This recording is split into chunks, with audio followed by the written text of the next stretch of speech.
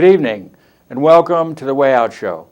I'm your host, Dane McCarthy, broadcasting to you from FEMA Region 5, deep in the bowels of the United Police State of America. Today is April 18th, 2014, and I want to do a bit of a walk down memory lane today because we have just had the 1-year anniversary of the Boston bombing. We're not going to go into a lot of detail about it, but we had a very solemn speech by Barack Obama. We had the parading of the row of survivors of the Boston bombing. We are told over and over and over by the media that 3 people died and 260 people at least were injured. Now, I showed you on a previous show the videotape from a couple of different angles, also stills that are freely available to anyone on YouTube to watch, of the actual damage that was caused by the bombs in the Boston bombing. And you saw with your own eyes that there were no dead people lying around. There were no wounded people lying around. There were some people who were sort of huddled around and they didn't appear to have any blood on them at all. But there were also some people who were taking photographs. This is within seconds after the bomb, who were right there, right on top of the group of people who are supposed to be the wounded people. And you saw how there was no blood on the ground, on the people, and it appeared to happen later, and the people were sort of wandering, sort of standing around. There was a couple of men with their trousers basically blown off, but the legs clearly visible they were standing, there was no marks on their legs of blood or marks of any damage at all. And obviously, for shrapnel to blow your trousers off is quite a feat without causing damage to your legs, is quite a feat. And there's a lot of other images that are shown of the bomb happening. And you know, if you compare the sound and the concussive force of the Boston bombs with the terrifying, powerful concussive force of a real bomb, and there's many of those that were caught on film, it's a totally different experience. The sound, the visual terror that's caused, the screaming of the real death, of people screaming hurt, none of that was happening in the Boston bombing. You had 2 poofs, boom, up, straight up in the air, clouds of smoke, big clouds and big flash of flame. But you know, these kind of flashes of flames don't necessarily pose a major threat at all to humans unless there's lots and lots of shrapnel that explodes at the same time. And what you saw there on the Boston bombing was a planned, scripted event, made for the media, for for the consumption of the American people, to instill fear in the American people. And you had crisis actors who hurried into their positions. They were well rehearsed before the smoke had completely cleared. But you see just little images of them just moving in very quickly after it. You saw pictures of damage that was done, for instance, to some benches who were right at the scene of the Boston bombing. And they're not at all damaged right after the bombs blew up. But at the very end of the whole event, after everybody else has cleared out, they're just busted to pieces. And so clearly they were broken up after, in order to add to the damage by someone who was trying to get an effect for that camera shot of the area after all the people had been cleared out, but still on the same day. Little things like that, lots of big things. I have some stills for you. Let's look at the first still.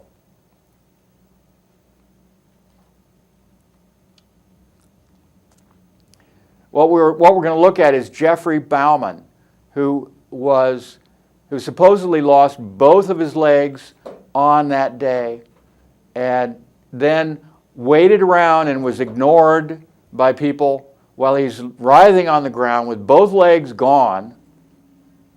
Here he is. Let's go full screen with that. This image has been cropped, but it's a very famous image.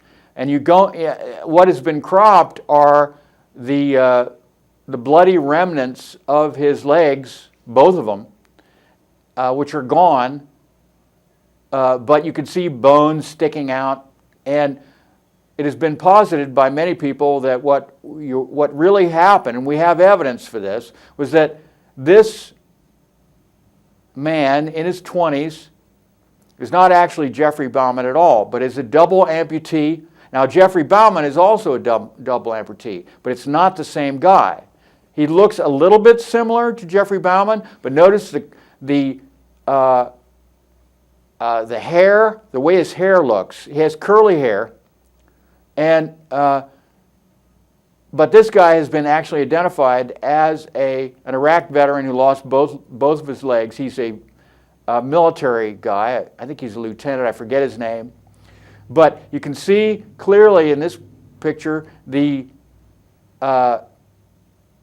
Hispanic gentleman who supposedly saved his life, and he has what appears to be a red tube, and in fact is a red tube, but the media is saying that that is actually his artery, and that he has his artery pinched off. And you'll notice that the guy in the yellow jacket in front of him has a little clip on the red tube. And the red tube is also wrapped around the young lieutenant's leg as well. And if you were able to see the legs, you would notice that they aren't bleeding at all. And if you also saw behind them in the unclipped original photo, there's no trail of blood behind him as they're going down the street, and he's sitting there, and he doesn't seem all that concerned. He's concerned. He looks worried, and he looks very concerned that both of his legs have just been blown off. But he doesn't have the look of a person whose legs have just been blown off. I'm sorry. There are other pictures that I showed in a previous show of people whose legs have just been blown off. And he would either be passed out from loss of blood. For one thing, he was left for several minutes on the ground, and actually we have photos of him writhing on the ground and people standing around with their back turned to him, ignoring him, even though he was clearly the most injured person on there. Okay, let's go to the next picture. Well, that's not the picture I wanted. That's the last picture. But can we get the second picture?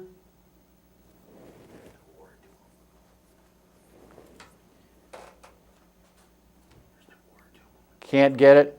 Okay. Well, this is actually a police. Okay, we're going to have to go back to that. This is the last picture. I guess we're going to go backwards from now on.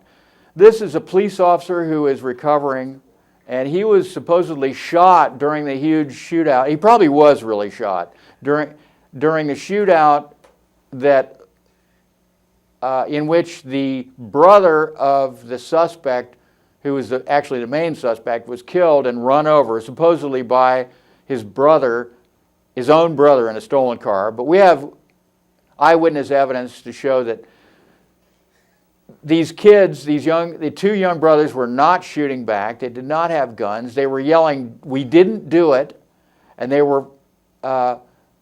and that the brother was actually run over by a police car and killed. So this guy may have been shot by friendly fire Okay, let's move on to the next one. See what we get. This is, I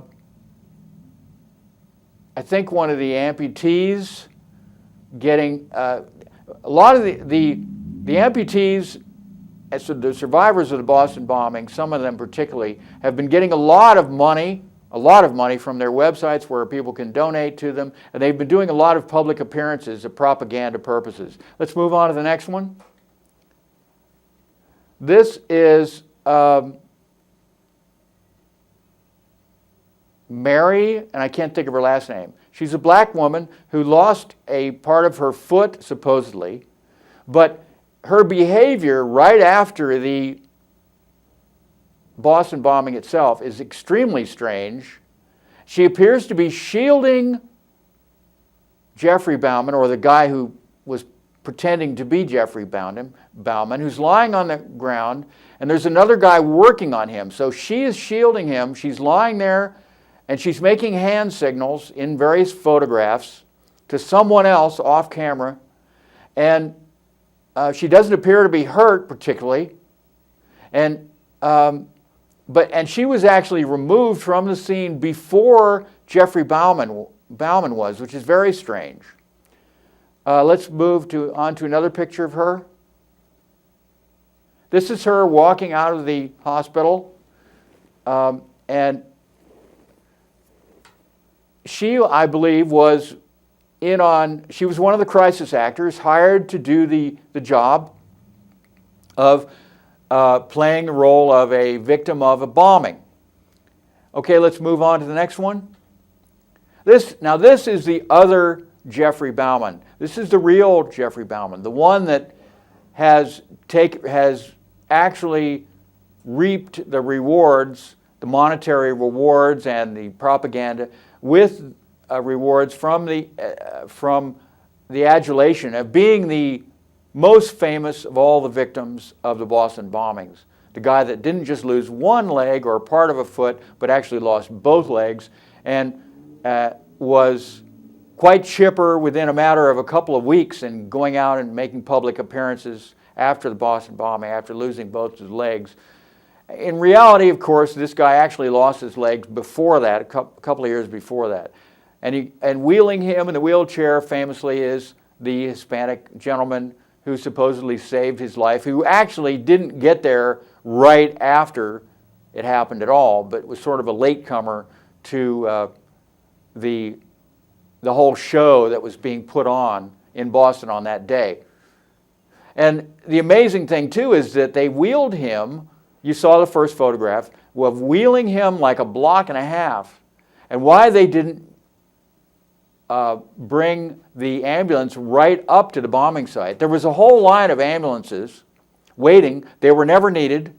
They were never used. There was people in hospitals waiting for the injured. They never materialized because there were no injured people in the Boston bombing. There were no dead people in the Boston bombing. It's the new way that the U.S. government is using to instill fear and keep the fear level high, because it's important to do that in any authoritarian or police state government. You need two types of enemies. You need internal enemies and you need external enemies. We have the external enemies by the terrorists. And we need internal enemies too. That would be enemies within. You must have them, or otherwise the people will begin to believe that they really don't need you so much, and you want them to give you more money and more power and more control, and that's your goal. And so now they've figured out a new way to create false flags that are victimless, essentially. And that way you don't have those pesky families who are so pissed off at your incompetence and all the crazy stuff that goes on that doesn't make any sense in these so-called terrorist attacks. Now, Harry Reid, let's move on. Well, I'll talk to Harry Reid in a minute. 5 minutes left. Okay, Harry, let's move on to the next one. Yeah, this is another one of the victims. She was a dancer, and she's showing off. Not that long after, only 3 days after the Boston bombing, and she seems to be pretty chipper. Okay, let's move on to the next one. This is a child who supposedly lost a leg. Let's move on. And here he is throwing out the first baseball at the baseball game. Very happy about that with his new leg. Move on to the next one. This is another one he was hurt by shrapnel. And you can see the bandages on his legs. Move on to the next one. I think that's the same guy. He's up on his feet after 1 year. Okay, move on. Okay, this is a woman who lost her leg. This, her visit by Michelle Obama, and this is only a couple of days, I think 3 days after the bombing. She looks pretty good for having just lost a leg. Pretty happy. Move on to the next one. This is her with her new leg. Move on to the next one. Okay, this is the dancer I showed you a few minutes ago. For some reason, these pictures got all scrambled up. But here she is, a year later, dancing again. And all right, move on to the next one. Maybe all of them. Yeah, that's the last one. Okay, so yeah, Harry Reid just recently has stated that Mr. Bundy, Cliven Bundy, who runs a big ranch, cattle ranch in Nevada, is a domestic terrorist, and those people who helped him with the showdown of the BLM, who were illegally trying to drive him off his ranch. This is they call them, Harry Reid, who's the Republican senator from Nevada, who was in charge and control of getting this land grab going. His son is also involved. It involves China. It involves getting control of the land and then basically selling it to China. And this is happening all over the place. The old free-range laws are in effect in Nevada, which is very different than the laws in other states. Let's look at this. I have a short video that's about 2.5 minutes. Let's look at that.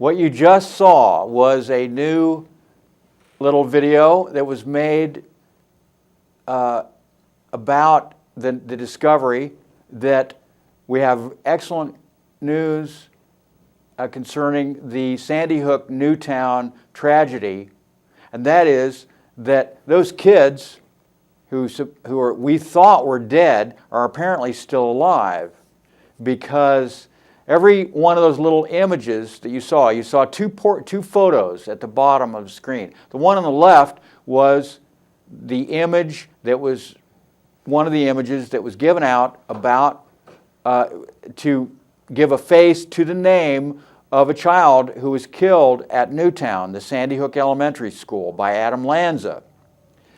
And the one on the right was taken from that 2013 Super Bowl appearance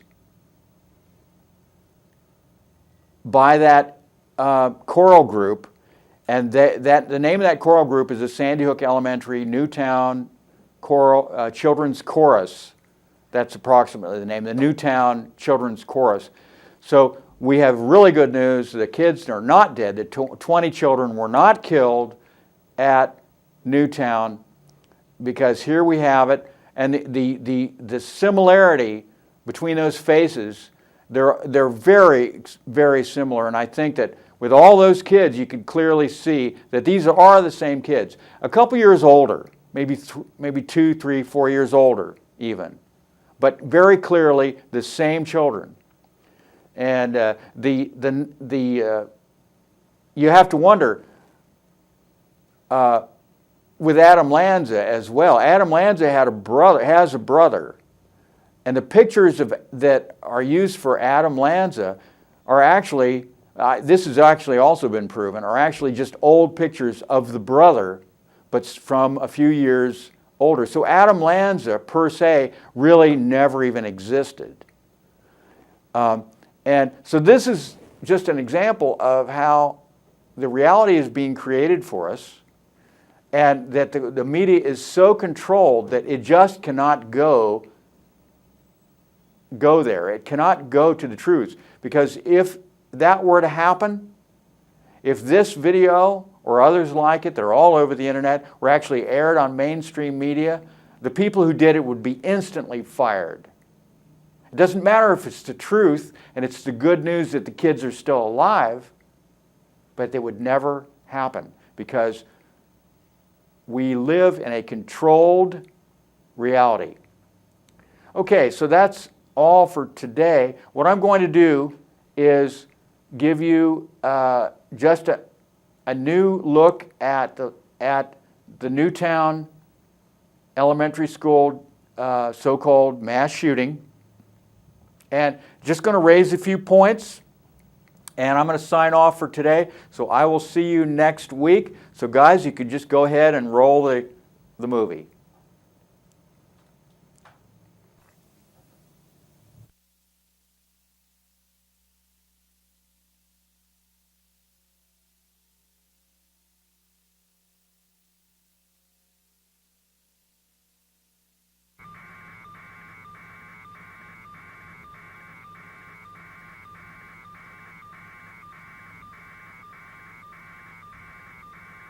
Got to school.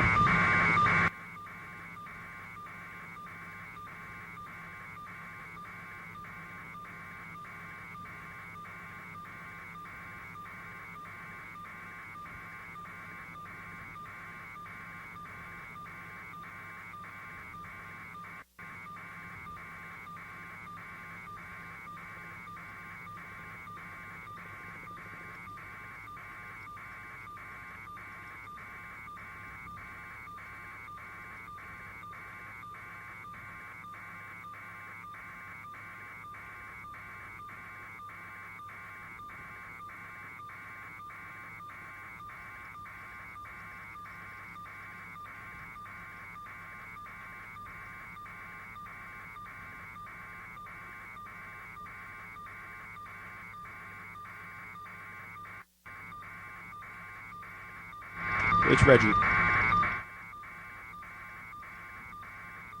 Roger.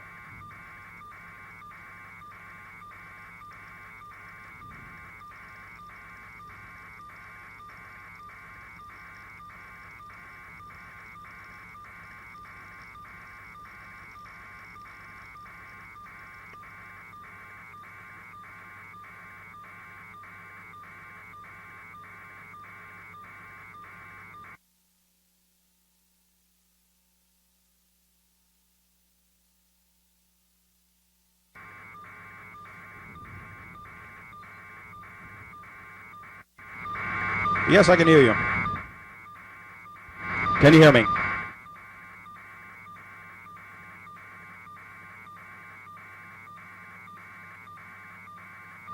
Right now we're seeing lots of cars in the parking lot, lots of emergency vehicles, emergency personnel.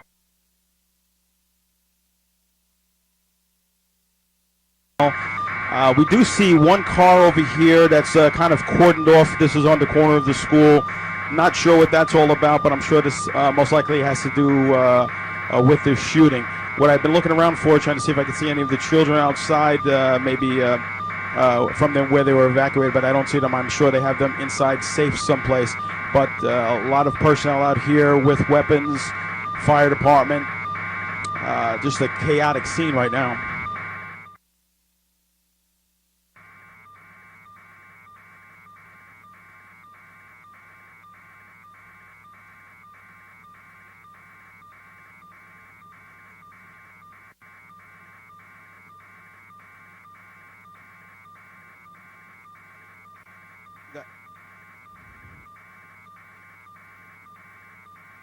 That's correct.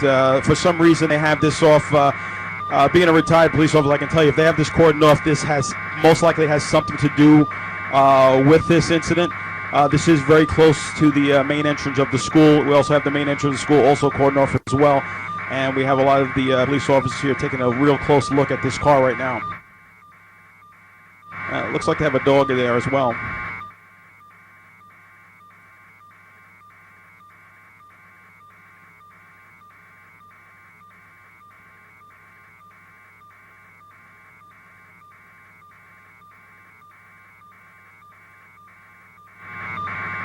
That is correct. I have not seen any children right now. My belief would be that they have them somewhere safe inside. And I mean, it is cold out here, so they're probably just to keep them safe and away from the building.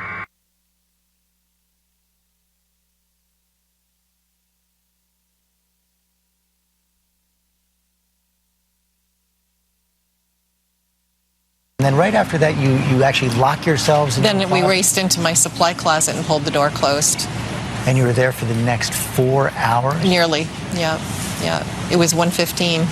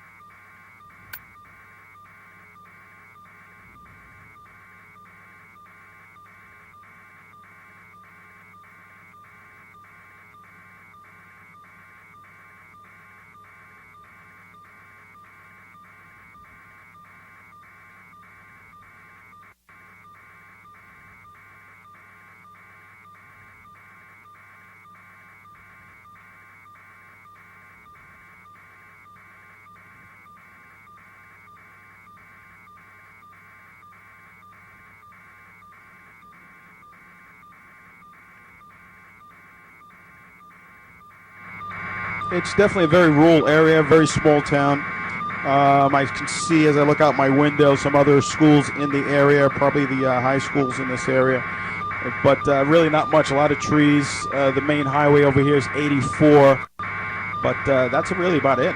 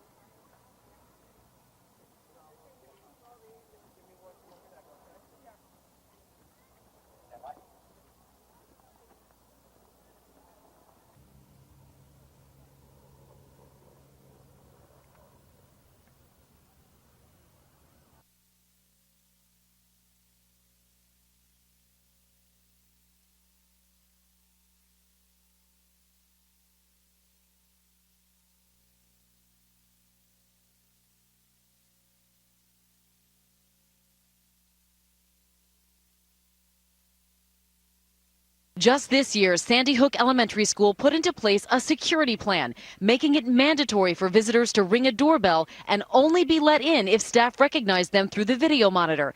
And if staff didn't recognize the visitor, he or she needed to present picture ID, sign in, and only then would be let into the school. Every time we went to the school, you always had to press the button and they'd ask who you are to come in. So I don't know how anybody could just walk. So I don't know how he came in, because every time you go in, you have to ring a bell and they can see you from the office and they know who you are and they let you in. So I don't know if it's somebody they knew.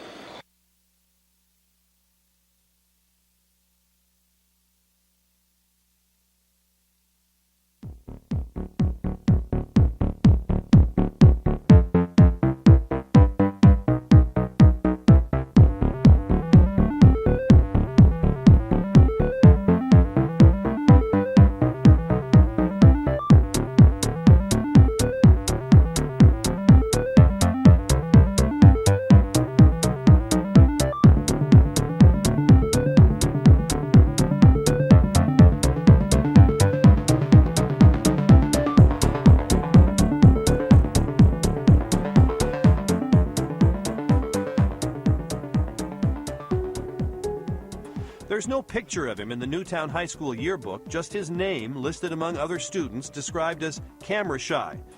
There's no picture of him in the Newtown High School yearbook, just his name listed among other students. Could you say, was Adam, maybe something went wrong with him? Was he a normal kid? I don't remember Adam, except when he was a child. I knew him when he was younger. Reporters been asking around if anybody knows them on the block, and nobody knows them, which is odd for this neighborhood. It's very odd because a lot of people in this neighborhood know each other, and that if they don't know each other, they know of somebody. And even someone we spoke to who lived just 2 doors down from the Lanzas said they had very little information about the family and didn't really know Adam Lanza. About 3 years ago, back in 2009, it's really the last time we have any hard record of any classes he took, any courses he was enrolled in. After that, right at the time that the divorce was finalized, it seems that Adam Lanza simply fell off the face of the earth. There is no record of anything that he did, what he may have accomplished, who he met with. We've had a very difficult time even finding friends who knew him from the period 2009 on. So he existed, but he existed in a world that really nobody knows about.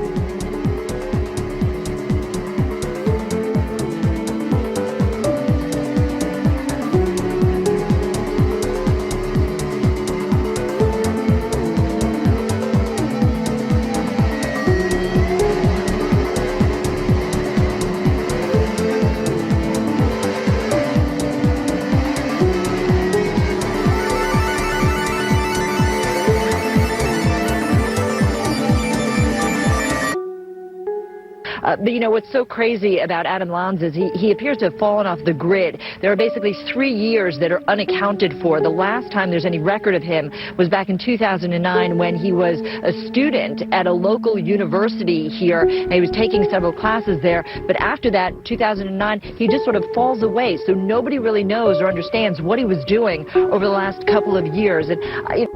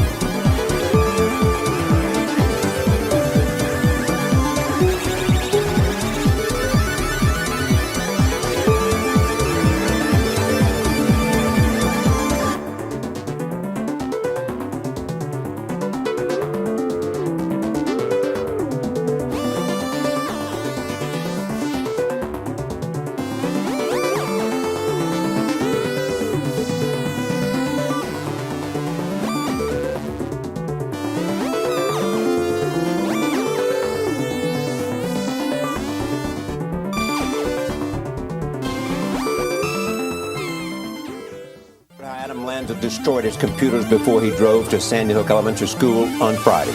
Investigators say the Newtown gunman did such a thorough job, the FBI has been unable to retrieve any information from those computers.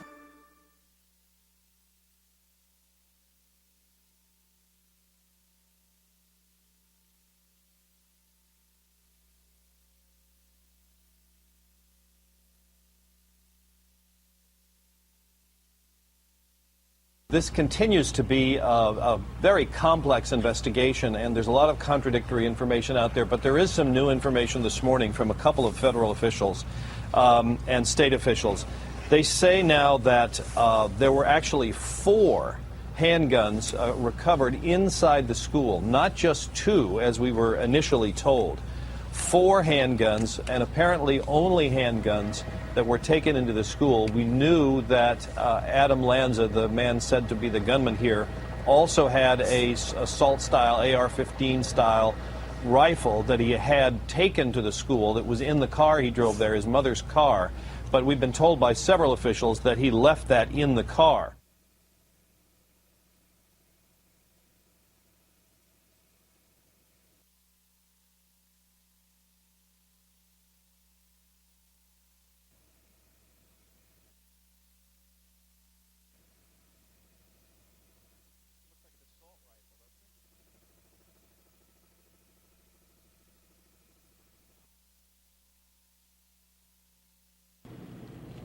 Everybody, death was caused by, everyone that we've completed so far was caused by gunshot wounds. All the wounds that I know of at this point were caused by the long weapon. So the rifle was the primary weapon? Yes.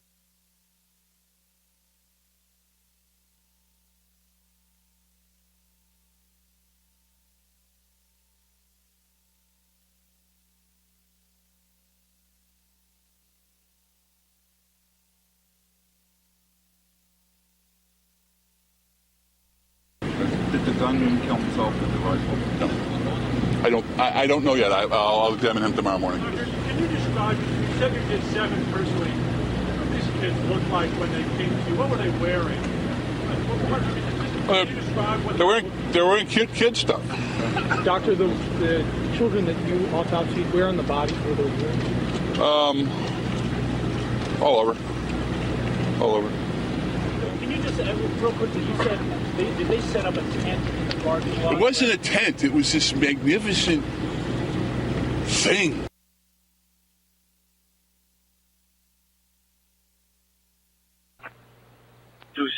Go at your 50. 92, bring me on the roof. Check that area. 872, Y Yankee E Echo Oscar. 872, YEO. Possible suspect vehicle. Newtown 102's on. Roger. 53 airports.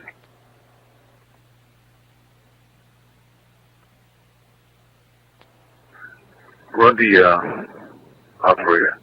He's a license gentleman jacket as well. First name is Rodia, R-O-D-I-A. Christopher A.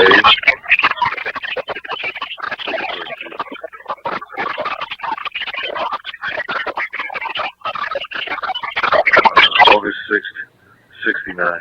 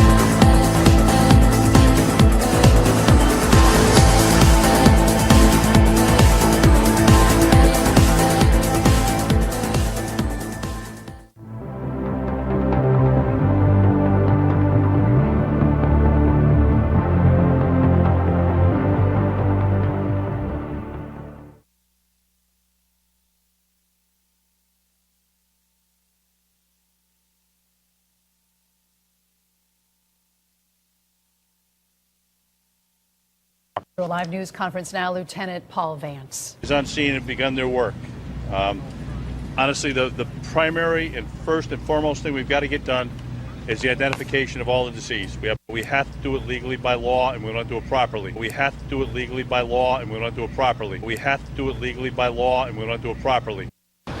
And in Oxford, police are preparing for the what if. We've seen the horrors of Columbine and Virginia Tech, and today state police ran through what they would do if what happened there happened here.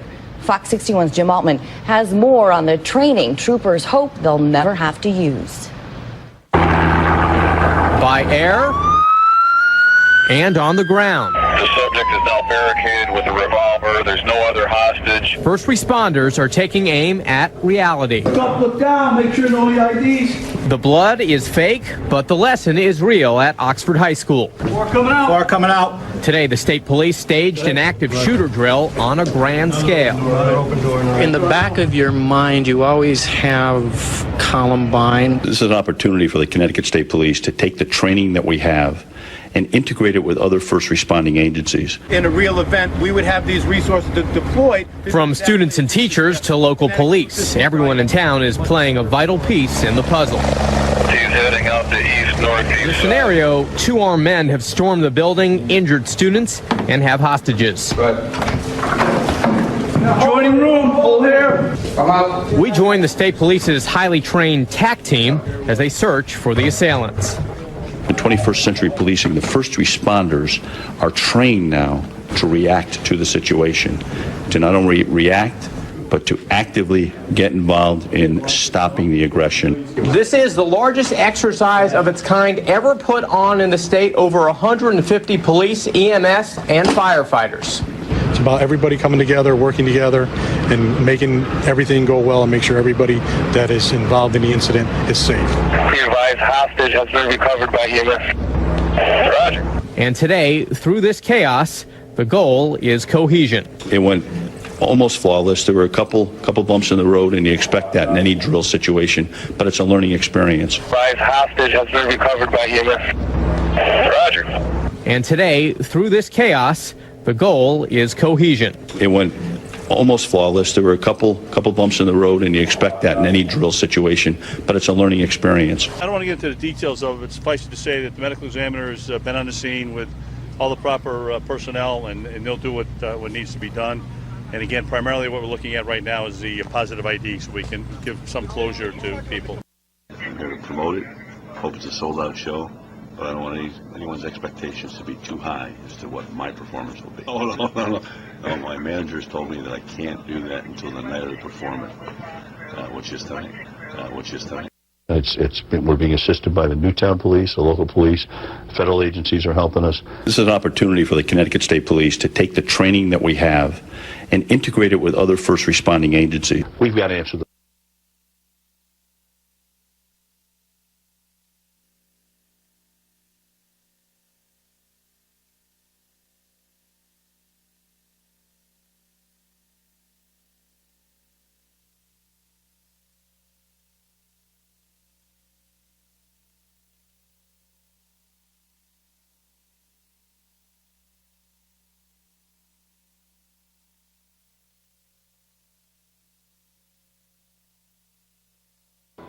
The friend of mine said that there was a masked man came in and just started shooting. But she did. She raced into my office and pulled the door closed and raced behind my desk.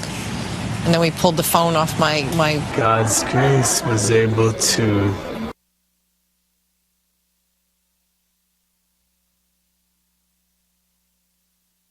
It was peaceful and everything was fine. Everything was just normal as a regular Friday morning would be to everyone. And then it all just changed. And then we hid because everyone thought it was an animal. Then when we heard gunshots, that didn't sound like our army gunshots or our policeman gunshots or our school gunshots or animal control gunshots.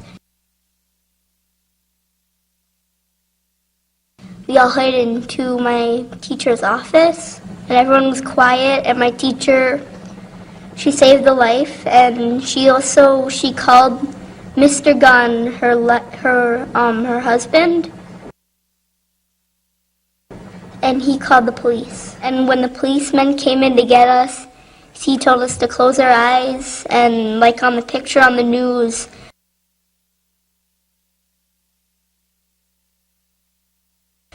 do this and just go out. He told us to close our eyes because the man was probably dead right there.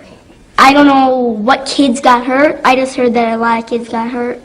And we have a couple friends. We had a couple friends in there. We don't know what happened to them. What do you remember? What happened? We got to school. We did everything we needed to, and then we heard all this racket at our classroom, and we were like all scared. Then we heard them say, "Go in your cubbies." Everybody went to their cubbies. Did you hear any more bad noises? Yes. So you're in there. How do you leave the classroom? What happens? How do you wind up leaving? We got in the line and we had to close our eyes. You had to close your eyes? Yes. And when you opened them, where were you? We were walking down to the fire station. Well, we found like there was all these people, and we found out because there was right near the window in our classroom, and like we saw like police officers, and we heard them on the roof and in our building. Was everybody crying, scared, wanting their parents to come get them? Yeah, they were, and then some people were even like they kind of felt they got a stomach ache. Did you hear any gunshots or anything like that? Well, police officers, like, they were kinda, because there's police officers, like, right out the door, like, trying to find the guy. Are you okay right now? Yeah. Are you sure? Uh-huh. Sir, can I talk to you a second here? We're Channel 2 in New York. How did you find out about this terrible tragedy? Okay. My daughter's in 3rd grade. We got an automated call from the town that there had been a shooting. Sure. But nothing about where the shooting was and that the schools were on lockdown. So you're assuming probably it's the high school at first, right? And then of course, and my son's at the high school. I text him. Yeah. He said everything's fine here. And then I got another text from CBS that it was on Dickinson, and that's her school. So I drove right here. I saw the panic. Right. And I talked to some of the moms, and they said that the principal had been shot. Wow, my goodness. And some children came out bloody. I don't know if they've been shot. And we were. This is a frantic time. This is every parent's worst. Oh my God, especially here in Sandy Hook. Yeah. No, so we may talk to your daughter? Yes. What's your name, sweetheart? Sophia. There's a news conference right over there. Thank you, ma'am. Thank you very much. Okay, I appreciate it. What did you see or hear anything? Did you know anything was wrong? What happened in your class? What happened in your class? Well, we were at morning meeting, and then we heard shooting, and then we went to the corner. And then the teacher told me that she locked the door. She locked the door? And were you afraid? Yeah. But how long before you saw your parents? Did they tell you your parents were going to come get you? No, I think. Okay, well, this is a little unsettling, I guess, for a youngster. She's been on TV, and thank you so much. You want to go home and enjoy the rest of your day. The friend of mine said that there was a masked man came in and just started shooting. So I don't know how he came in, because every time you go in, you have to ring a bell, and they can see you from the office, and they know who you are, and they let you in. So I don't know if it's somebody they knew. When we were gone doing morning meeting, we heard like shots, and everybody went on the ground, and Miss Martin just closed the door, and we went to the corner.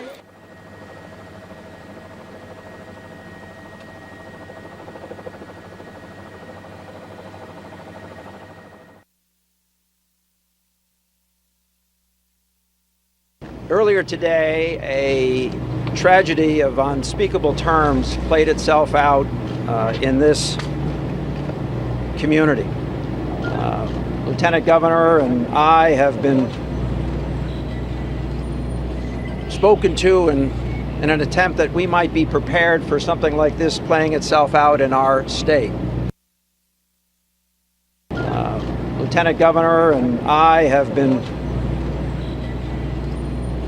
spoken to in an attempt that we might be prepared for something like this playing itself out in our state.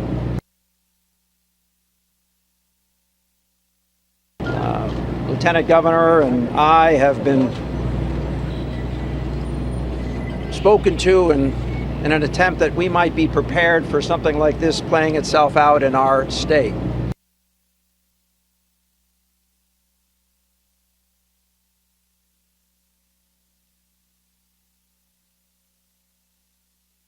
Looks like the family is there, and they're getting ready to to come to the microphone, so we'll listen in.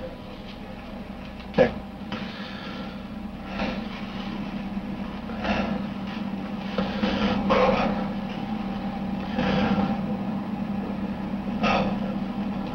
My name's Robbie Parker. My family is one of the families that lost a child yesterday in the Sandy Hook Elementary School shootings here in Connecticut. As the deep pain begins to settle into our hearts, we find comfort reflecting on the incredible person that Emily was. Looks like the family is there. They're getting ready to come to the microphone, so we'll listen in. Okay.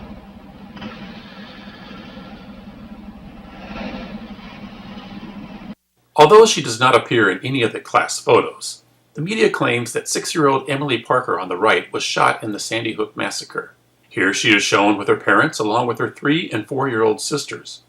But the story that she was killed at Sandy Hook is not possible because here she is sitting on the president's lap after the shooting. What may have happened is that when the photographer said to bring out the Parker girls, they brought out Emily by mistake. The rest of the Parker family changed their clothes after the family picture, but since Emily was not supposed to be in the picture with the president, she remained in the same dress. From left to right is Emily, her father, the president, her mother, her sister, and the family law attorney that claims to be her aunt. I was going to breakfast at a local diner, and I was ready to get into my car, and I looked down toward the end of my lawn, and I saw 6 children. And I was astounded at what they said. They said, I can't go back to the school. I can't go back to the school. I don't have a teacher. I don't have a teacher. And then the other boy said, Mrs. Soto, my teacher's been shot. I could not fathom this. I could not imagine what they were talking about. I did not correct them or ask them any questions. I let them keep talking, and they kept talking. And they were weeping. They were crying so much. And they were saying, we can't go back to the school. We can't go back to the school. We don't have a teacher. Our teacher is dead.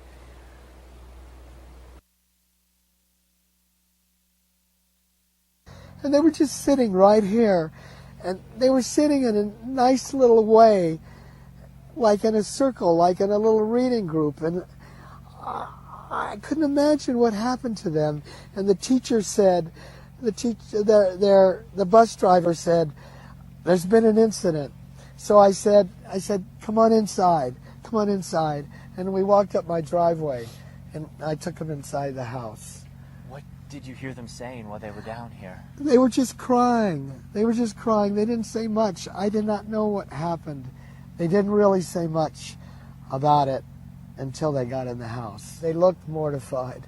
They looked very fearful.